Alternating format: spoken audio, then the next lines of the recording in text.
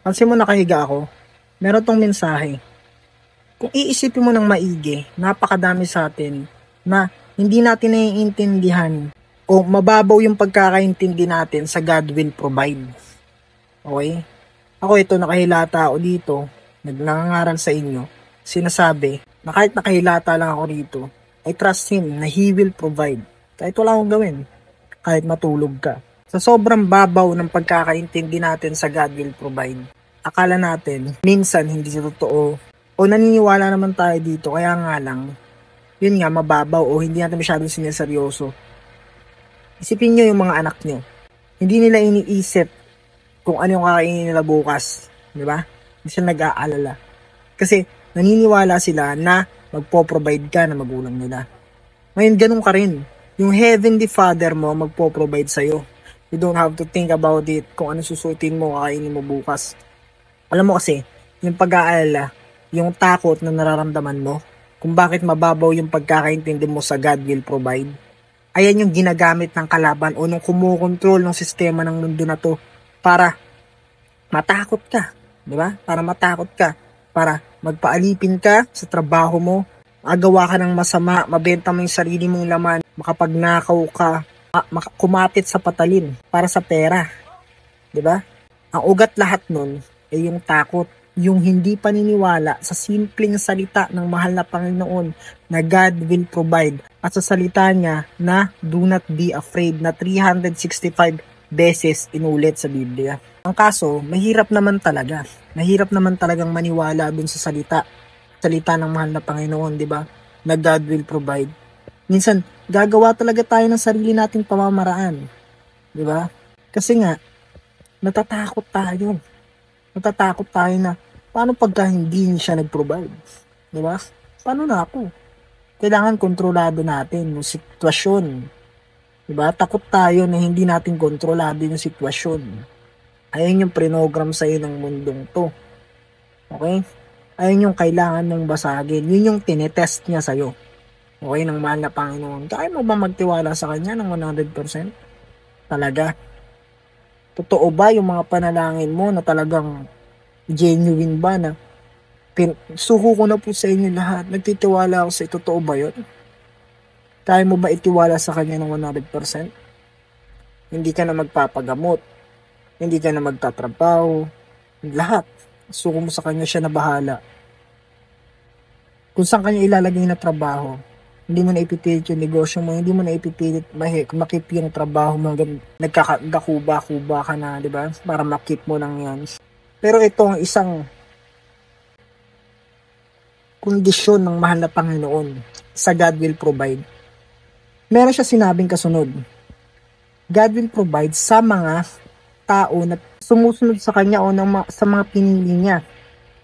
So, ibig sabihin pala, kung hindi ka talaga susunod sa Kanya, you need to hustle. Kung hindi ka niya anak, you need to hustle. Pero kasi hindi mo siya maluloko, hindi mo siya mauuto, di ba? Alam natin yan. He is omniscient. Alam niya lahat, matalino siya. Okay, hindi na siya mauuto.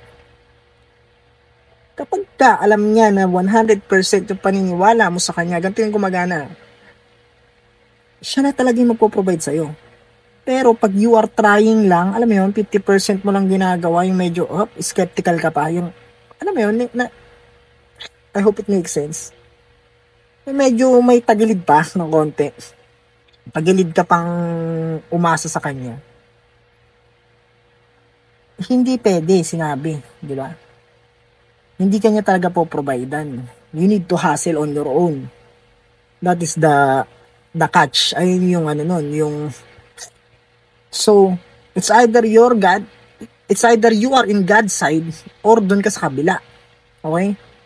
Kasi, basically, you are lying sa Kanya kapag ganun yung ginagawa mo. Who is the father of lies? Kahit white lies pa yun Kasi sinasabi mo, mahal na Panginoon, suko na sa inyo lahat. Ganito, ganyan. Pero you are trying on your own pa rin.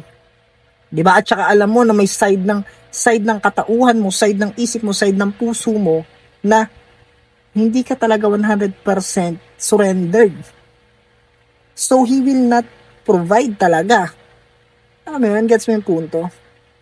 Kasi hindi mo naman sa kanya talaga sinuko 100% eh. Okay? Hindi mo siya mauuto eh. Yeah. So this will apply to all. Ulitin ko, this will apply to all. Sa sakit mo, kung talagang sobrang lala ng karamdaman mo o ng pamilya mo, mahal mo sa buhay, sa finance mo, sa career mo, sa negosyo mo, sa relasyon mo, okay? Kung sinuko mo ba talaga yan ng 100%. Pag 50% lang, okay? Itetest ka niya na itetest ulit. Recycle ng recycle until makita niya na talagang genuine na o 100% na talaga yung pagtitiwala mo sa kanya, then He will provide everything. I hope it makes sense. Kaya sana, kasi, ayun nga simpleng salita lang, diba? God will provide. Do not be afraid. Pero imagine this sobrang daming tao ang epektado.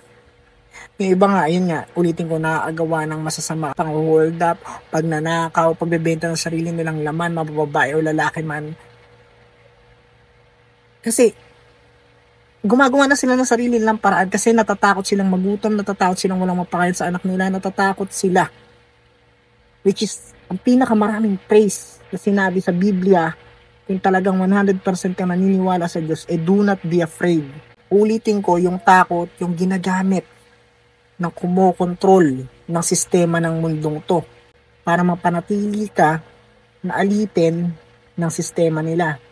Yung takot dyan sa puso mo, yung ginagamit.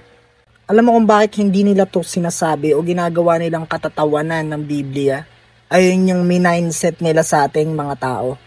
Kasi, imagine, anong mangyayari sa sistema ng mundong to kapag wala na nagtrabaho?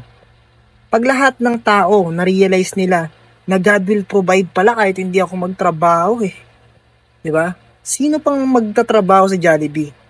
Sino pang magsasaka?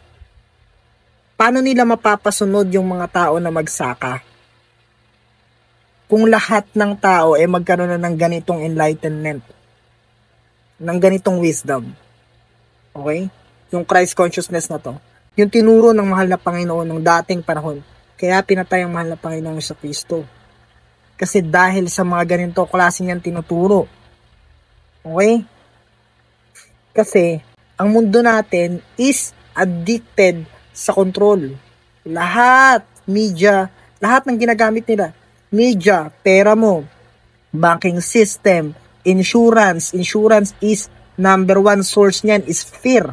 Kaya matakot ka sa death. Okay? Sayang yung pera mo, kuha mo fear.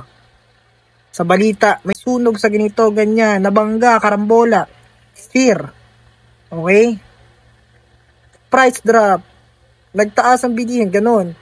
Fear, lahat fear. May gera sa ganito, ganyan. Okay? Pag naniwala ka 100% sa Biblia, which is yung sinasabi ng mahal na Panginoong Jesucristo na do not be afraid, paano ka nila makokontrol? Pag lahat ng tao ay naniwala sa Biblia, paano nila makokontrol ang lahat ng tao? Sino na lang magtatrabaho? Kaya itong mga wisdom na to naitago. Okay? Naitago sa pamamagitan na pag-control din nila ng school system. Okay? Tinuro sa atin yung mga hindi naman talaga natin kailangan. Okay? Simula ng bata pa lang tayo, lahat ng binigay nila sa atin kasinungalingan. Lahat ng binigay nila sa atin kasinungalingan. Para mapanatili tayong bulag. Mapanatili tayong controlled. Ayun yung pinakamalungkot. Ginawa nilang katatawanan yung Biblia. Di ba? Ngayon, ito na yung panahon para malaman ng mga tao to.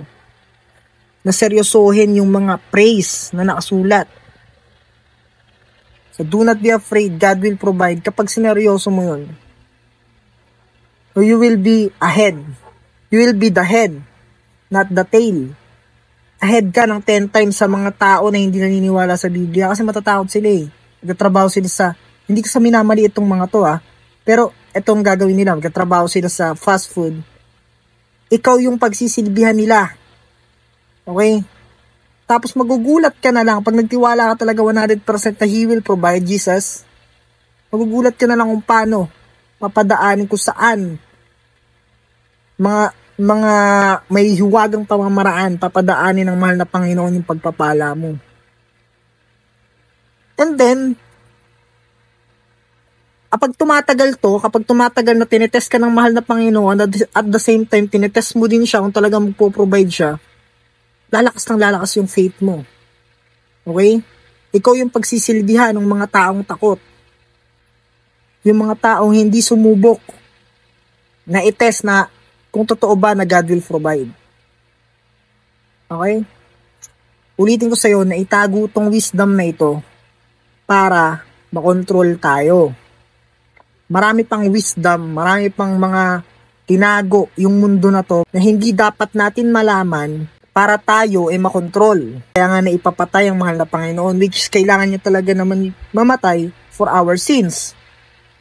Pero, nalalapit na kasi, kailangan ng malaman ng lahat ng tao yung mga ganitong klaseng idea, yung mga ganitong klaseng wisdom. Sa ngayon, nakikita nyo na marami nang nagpipreach, lalo na sa ibang bansa, mga bata, kasi natutupad na yung propesya. Your daughters, your sons will see visions and dreams, di ba? They will prophesy. Ito na yun. Ngayon na yun nangyayari kasi malapit na tayo sa end times at kailangan nyo nang malaman to. Kailangan nyong mag-ascend. Yung consciousness nyo kailangan umalign sa mahal na Panginoong Jesucristo. Lahat ng matatakot, lahat ng hindi maniniwala sa do not be afraid, pag-usapan natin sa susunod na video. Sa mga susunod na video sa Patreon, nandun lahat ng mga. Kaya kung interesado ka, tignan mo yung link ko dyan sa taas sa bio. Mas malalaman mo lahat ng mga tinago pa sa atin ng mga wisdom, okay? Ng mundo na to, ng sistema nila, na kailangan nating malaman ngayon na nalalapit na end times.